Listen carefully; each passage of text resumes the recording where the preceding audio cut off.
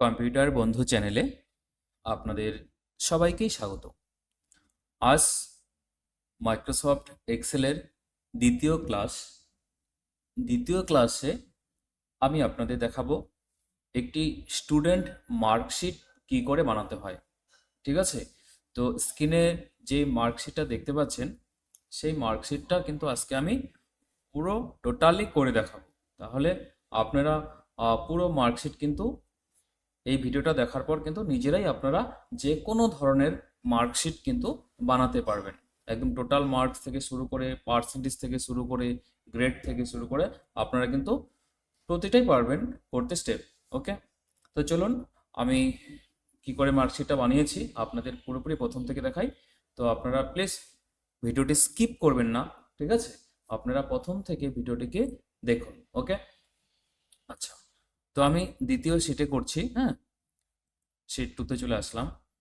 তো প্রথম আমি এখানে আমি তিনজনের দিয়ে করছি। হ্যাঁ, আচ্ছা, প্রথমে কি থাকবে এখানে? রোল, রোল নেম, ঠিক আছে। সাবজেক্ট দিলাম Word, Excel, Access, Access, PowerPoint, PowerPoint. এবার আপনাদের একটা কথা শুধু বলি, এখানে দেখুন আমি যে লিখলাম না, লেখার পরে কি হলো দেখুন, আরেকটা সেলে কিন্তু চলে গেল লেখাটা, মানে দুটো সেল কিন্তু হয়ে গেল। এই যখন এরকম হবে কি করবেন আপনারা, জাস্ট এই যে উপরে, হ্যাঁ, কলামে যে আছে না, এই যে উপরে এখানে যখন এই অ্যারো চিহ্নটা যখন এরকম আসবে, এরকম না কিন্তু, যখন এরকম হবে তখন কি করবেন, জাস্ট কি মাউস দিয়ে পরপর দুবার লেফট ক্লিক করবেন। দুবার লেফট ক্লিক করার পরে দেখুন চলে আসছে, অথবা আপনারা এইভাবে ছোট বড় করতে পারেন, হ্যাঁ, কম বেশি তবু হবে। তো এইভাবে করলে আবার এক্সেলেই কিন্তু একটা সেলের মধ্যেই হয়ে যাবে। ওকে, তো Word, Excel, Access, PowerPoint, তারপর টোটাল, ঠিক আছে, পার্সেন্টেজ, পার্সেন্টেজ আর হচ্ছে গ্রেড, গ্রেড হলো। তো রোল 1 2 3, নাম দিয়ে দিচ্ছি রাকেশ, ঠিক আছে, রমেন, রাহুল। ওয়ার্ড এখানে দিয়ে দিচ্ছি, একটা নাম্বার দিয়ে দিচ্ছি 50 68। আপনারা আপনাদের মতো একটা নাম্বার বসিয়ে নেবেন। হ্যাঁ,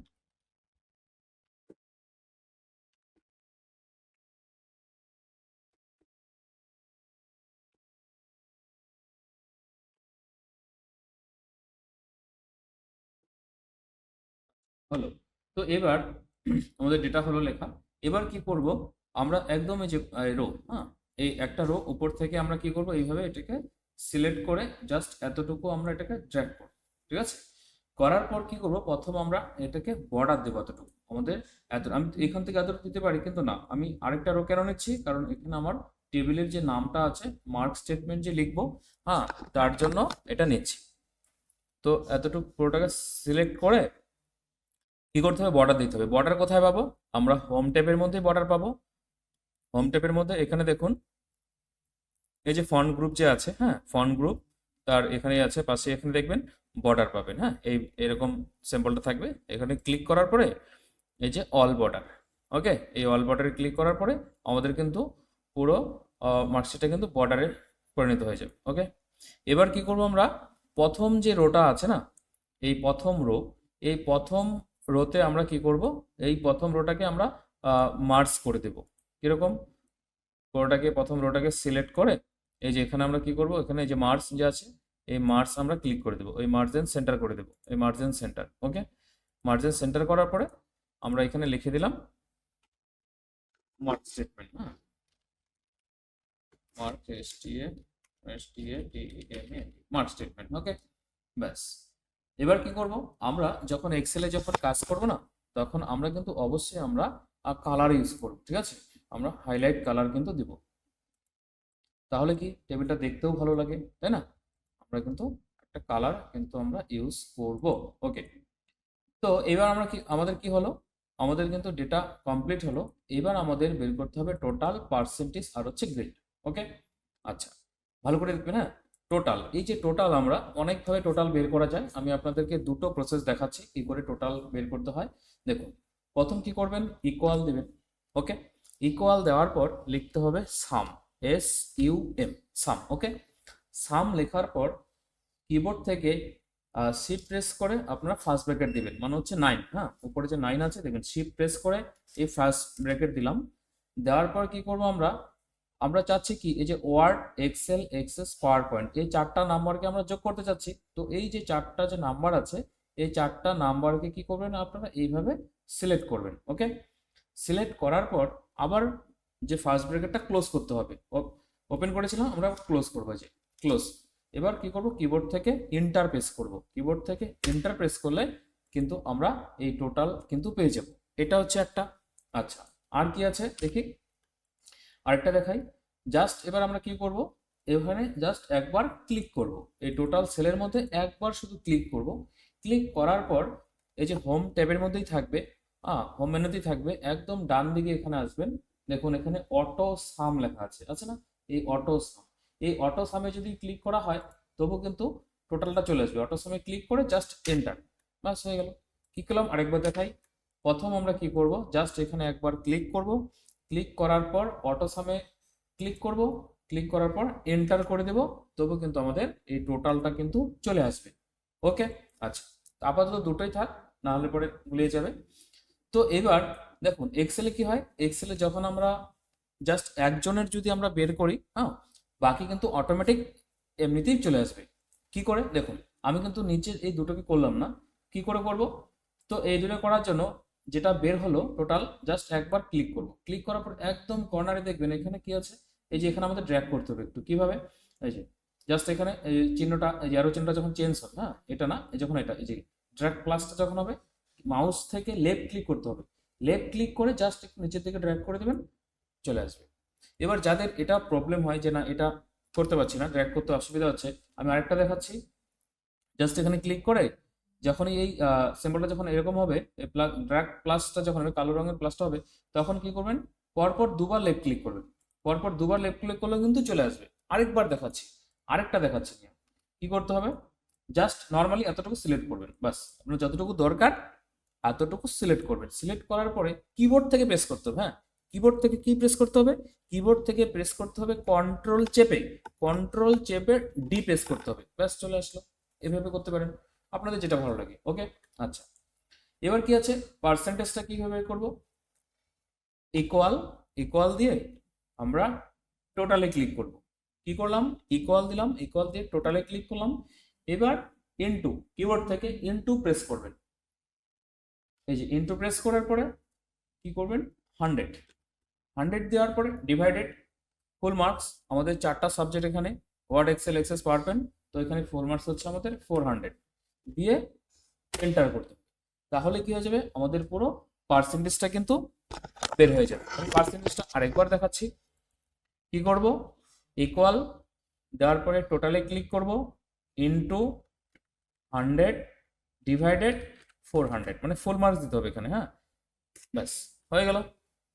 ঠিক এটাকেও আমরা ড্র্যাগ করে দিচ্ছি, আমরা পার্সেন্টেজও পেয়ে গেলাম। এবার হচ্ছে গ্রেড। আচ্ছা, গ্রেডটা দেখাই। গ্রেড হচ্ছে, আমরা গ্রেডটা করব হচ্ছে ইফ ফর্মুলা দিয়ে আমরা কিন্তু গ্রেডটা বের করব। ওকে, গ্রেডটা যদি একটু ভালো করে মন দিয়ে যদি দেখেন তাহলে কিন্তু আপনারা একদম ইজিলি গ্রেড বের করতে পারবেন। হ্যাঁ, একটু ভালো করে দেখুন। প্রথম কি করব, ইকুয়াল, ইকুয়াল দেওয়ার পরে আমরা ইফ লিখব। ঠিক আছে, কি লিখবো, ইকুয়াল দেওয়ার পরে ইফ লিখব।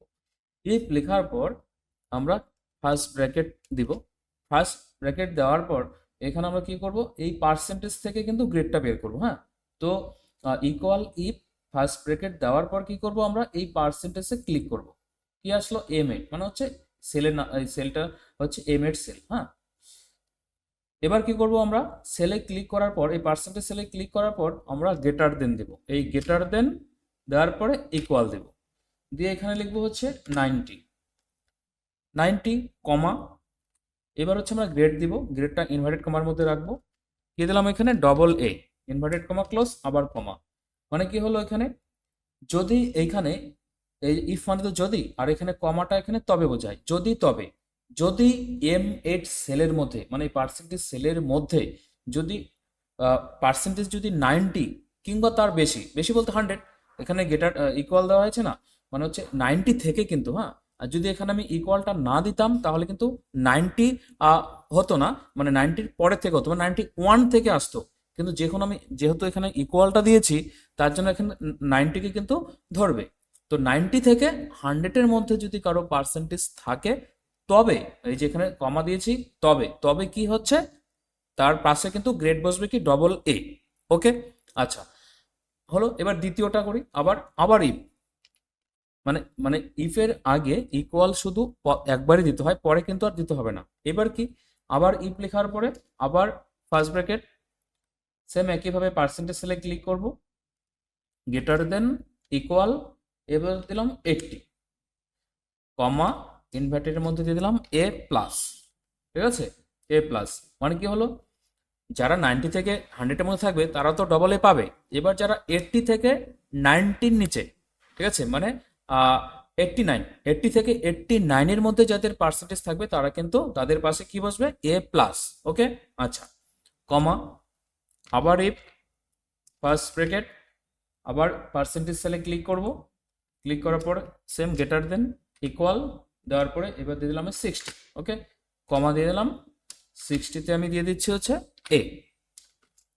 যাদের পার্সেন্টেজ 60 থেকে 80 বিলো থাকবে তাদের কিন্তু এ বসবে। ঠিক আছে, ওকে। আবার ইফ ফার্স্ট ব্র্যাকেট, একইভাবে পার্সেন্টেজে ক্লিক করব, গ্রেটার দেন ইকুয়াল, আমি 45 দিয়ে দিলাম, বি প্লাসটা আর দিচ্ছি না, হ্যাঁ, অনেক বড় হয়ে যাবে তো, তাই আমি বি সি ডি একবারে দিয়ে দিচ্ছি, হ্যাঁ। আচ্ছা, কমা, ইনভার্টের মধ্যে এখানে কি দিলাম, বি দিয়ে দিলাম, কমা, আবার একই প্রসেস, ফার্স্ট ব্র্যাকেট, পার্সেন্টেজ সেলে ক্লিক করব, গ্রেটার দেন ইকুয়াল 30, কমা, ইনভার্টের মধ্যে দিলাম সি, ইনভার্ট কমা ক্লোজ, কমা। ওকে, আবার ইফ ফার্স্ট ব্র্যাকেট, পার্সেন্টেজ সেলে ক্লিক করব, এবার কিন্তু গ্রেটার দেন দিব না, হ্যাঁ, এবার কিন্তু পুরো লেস দেন দিব।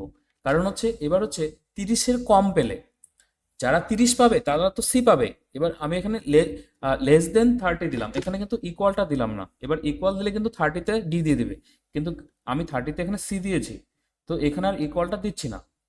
এখানে লেস দেন 30 মানে কি, মানে 29 থেকে শুরু হবে। ওকে, কমা, ইনভার্টেড কমার মধ্যে এখানে কি দিলাম, ডি। যারা 30-এর কম পাবে ডি পাবে। এইবার কি করতে হবে, আমি যতগুলো এখানে ব্র্যাকেট অন করা হয়েছে না, তো ততগুলো ব্র্যাকেট কিন্তু এখানে ক্লোজ করে দেব। যেমন 1 2 3 4 5 6, 6টা দেওয়া হয়েছে, 6টা ক্লোজ করে দেব, 1 2 3 4 5 6, ক্লোজ করে এন্টার। হয়ে গেল, কি চলে আসলো, বি।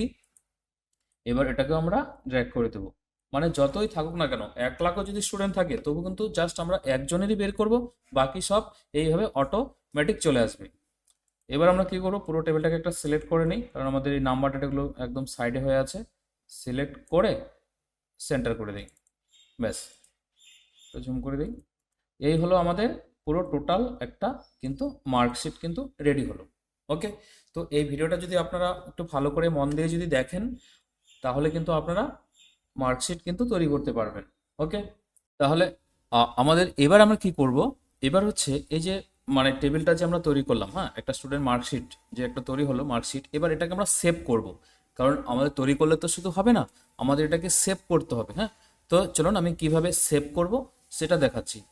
তো এবার সেভ করার জন্য প্রথম আমরা এখানে কি করব, এই ফাইলে ক্লিক করব। এবার আরেকটা কথা বলি, যারা মাইক্রোসফট অফিস 2007 ইউজ করছেন তাদের কিন্তু এখানে কিন্তু এই ফাইল কিন্তু থাকবে না, হ্যাঁ।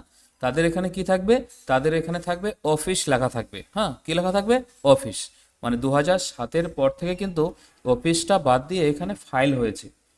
তো একই, তো আমরা কি করব, এটা সেভ করার জন্য আমরা কি করব, এই ফাইলে ক্লিক করব, হ্যাঁ। ফাইলে ক্লিক করার পরে এখানে কি আছে, সেভ আছে আর সেভ এস আছে। আমি এই দুটো ক্লিয়ার করে দিব, সেভ আর সেভ এস বলছি, কারণ যখন ফার্স্ট টাইম যখন আমরা সেভ করব তখন আমরা সেভই করব। এবার পরবর্তীতে যখন আমরা ওই ফাইলের মধ্যে যখন আবার কিছু এক্সপেরিমেন্ট করব বা নতুন কোনো কাজ করব, এবার আমি চাচ্ছি যে ওই ফাইলটা আমি নতুন করে আবার আলাদাভাবে সেভ করতে চাচ্ছি, তখন কিন্তু সেভ এস করতে হবে।